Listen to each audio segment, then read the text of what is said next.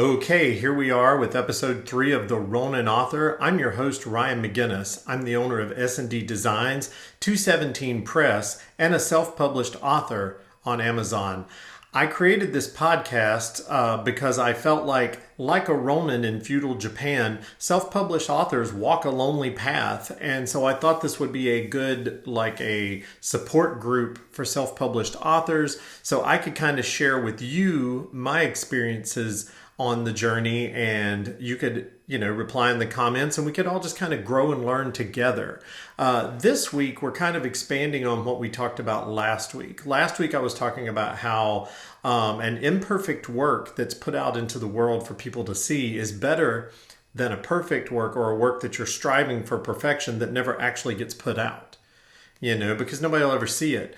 I'm a lot like that. I'm a big supporter of that theory.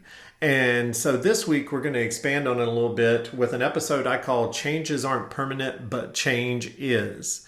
Now, if you're a Canadian rock fan, you see exactly what I did there. I quoted a line from Tom Sawyer by the band Rush. If you haven't heard it, if you lived under a rock somewhere, look it up. It's a great song, and I think that line has gotten me through a lot of things in life, and I think it pertains to self-published author journey, as well. When I first started out, I talked about it in the last episode. When I first started out, it was sort of a hobby. I was just kind of piddling around with it. And finally, after years of not taking it seriously, I got serious. And in 2020, I finished my first full-length novel. And in 2021, I actually put it out. Now, I delayed a year because of the pandemic. And I didn't want that to overshadow anything, which that was really just me overthinking things. But what I came out with was as good as I could do at the time. But if you're like me, when you're a self-published author, you try your best to constantly be learning and improving and honing your craft, which is a lot like the Ronin in feudal Japan. A Ronin was a masterless samurai, and you constantly had to practice and get better at what you were doing if you wanted to keep making money and honestly keep your head, so literally. The first book, Tears of the Dragon, came out. It was okay. It was good. I mean, I thought it was good. I thought, I enjoyed it. I thought I had done a good job. Maybe the cover wasn't exactly what I wanted, but it was pretty memorable. And so I put the book out, started marketing it, sold some books. But over the years or over the months, you get some criticism from people where they'd be like, oh, I saw this typo or I saw that typo. And I thought back to author Andrew Mayne, who in his book talked about, he has a book for self-published authors in addition to being a fiction author.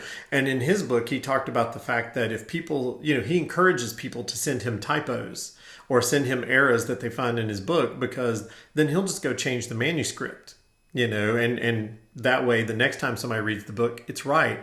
And that was a pretty crazy way to look at things for me, because I'm used to, back in the day, I was a independent musician. I guess nowadays we call it self-published author. I guess it would also be independent author. Back in the day, it was independent. We were independent musicians because we had no record label.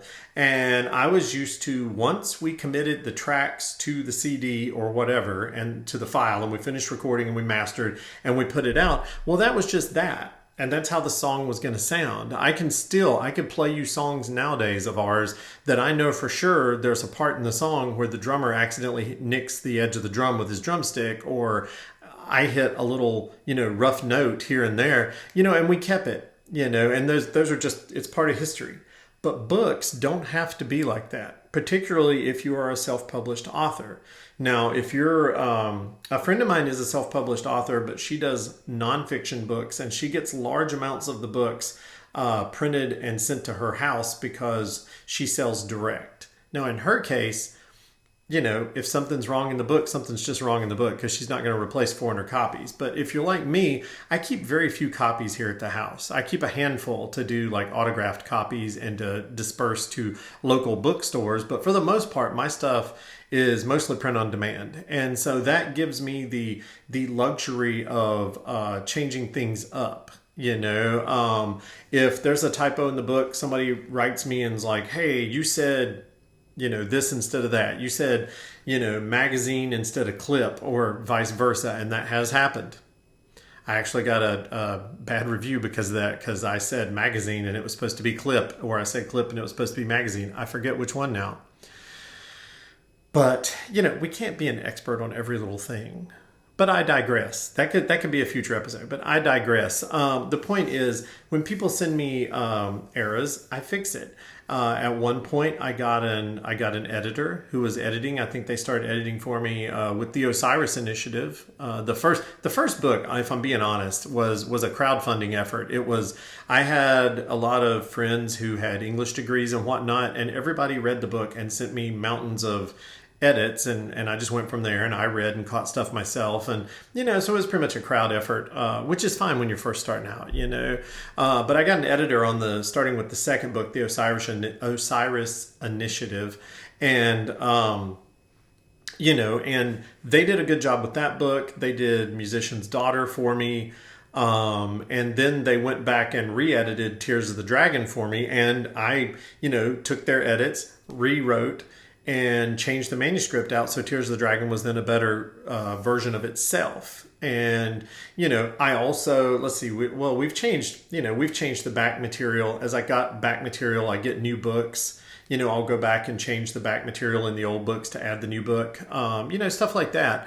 And also the cover, because the cover I wasn't super happy with on the first Tears of the Dragon. But as I went on, I got better at doing book covers, because I do graphic design, as part of S&D Designs, which is mostly web design and online marketing, but I do some graphic design too. And as my skills got better, I felt like I needed to redo the first book, so that it would look better and match the other books better. And so, I turned around, and when I did the Osiris Initiative, I did a different cover for Tears of the Dragon. And then when I changed it again, I did a third cover for Tears of the Dragon. And then finally, when the when The Delicate Art of Death came out, which was my third book, I redid the cover again, just so they would all, I just kind of felt like I had my skills and I needed to make that first book match the rest of them.